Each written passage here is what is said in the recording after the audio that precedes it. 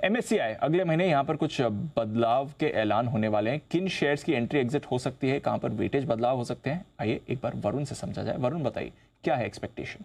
तो दीप, ये बदलाव जो है बेसिकली इसका ऐलान होगा 14 मई को MSCI की तरफ से, और 31 मई से ये लागू हो जाएंगे जो भी बदलाव होंगे। करीब करीब 17 से 30 अप्रैल ये वो डेट है जो कट ऑफ डेट है बेसिकली। इसके बीच में वो स्टॉक्स जो चुने जाएंगे। जो बदलाव होंगे उसके चलते करीब $2 बिलियन के आसपास के इन्फ्लो जो है वो भारतीय बाजारों में आ सकते हैं। और लगातार देखिए MSCI के इंडेक्स में भारत का वेटेज बढ़ते जा रहा है। 18.2% के आसपास है, वहाँ से बढ़ के अब 20% का वेटेज जो है वो भारत का हो जाने वाला है MSCI इंडेक्स में इन बदलाव के बाद। सबसे ज़्यादा जिन स्टॉक्स की प्रोबेबिलिटी है एंट्री लेने की MSCI के ग्लोबल स्टैंडर्ड इंडेक्स में, उसमें इंडस टावर सबसे आगे है। और अगर ये एंटर हो जाता है तो 1900 करोड़ रुपए के आसपास के इन्फ्लोज आएंगे। दूसरा सुंदरम फाइनेंस है। इसके अलावा Torrent power, solar industries, NHPC, Mankind pharma, Jindal stainless, Bosch, Canara bank, JSW energy, PB fintech और फिनिक्स मिल जैसे काउंटर्स है जिनकी शामिल होने की प्रोबेबिलिटी बनती है।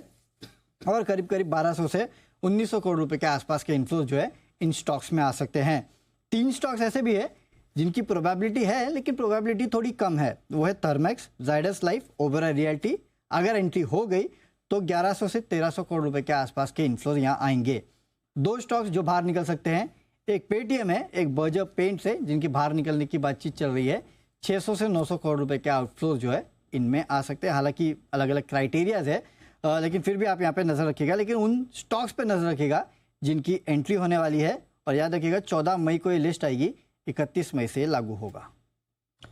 ओके, ये है आपके लिए MSCI कुछ बदलाव की लिस्ट 14 मई को आएगी। अभी तक कंफर्म नहीं है, अभी तक तो अंदाज है कि ये होने वाले हैं। हाँ, ये लेकिन Anil ji cut off date 17 से 30 तारीख की है, तो बेसिकली वो कट ऑफ डेट पे डिसाइड होता है ना। ओके, फाइनली उसी दिन आता है। हाँ, तो ये उस उनका दिन एकाध कुछ झटके लग जाते हैं, कोई अनएक्सपेक्टेड आ जाता है, कोई अनएक्सपेक्टेड, बट मोटा मोटी सब वही होता है। हाँ, तो 30 तारीख तक है अभी कट ऑफ डेट। ओके, अभी वक्त है, ऐसा बता रहे हैं आपको वरुण। ये आपके लिए पूरा का पूरा एक्शन इस वक्त आता दिखा है। 22,000 के नीचे अब आराम से ट्रेड करता हुआ दिख रहा है निफ्टी। तो इंट्राडे के बाद अब क्लोजिंग बेसिस पे भी लग रहा है आज लॉन्ग पोजीशन पर स्टॉप लॉस ट्रिगर होने की तैयारी निफ्टी पर है। बैंक निफ्टी पर 47,000 के नीचे बंद होने पर क्लोजिंग स्टॉप लॉस होगा ट्रिगर। और इंट्राडे का तो 47,250 का था, वो ट्रिगर हो ही चुका है। तो डिसिप्लिन के तौर पर रखें। बार बार मैं यही कह रहा हूँ कि अगर कहीं भी लगे आपको कि पोजिशंस किस तरह से बन रही, तो थोड़ा हल्के रहने में समझदारी है। ओके, तो ये हल्का रहिए, वही पर समझदारी ज़्यादा है क्योंकि प्रेशर तो आपको बाजार की स्क्रीन पर दिख ही रहा है।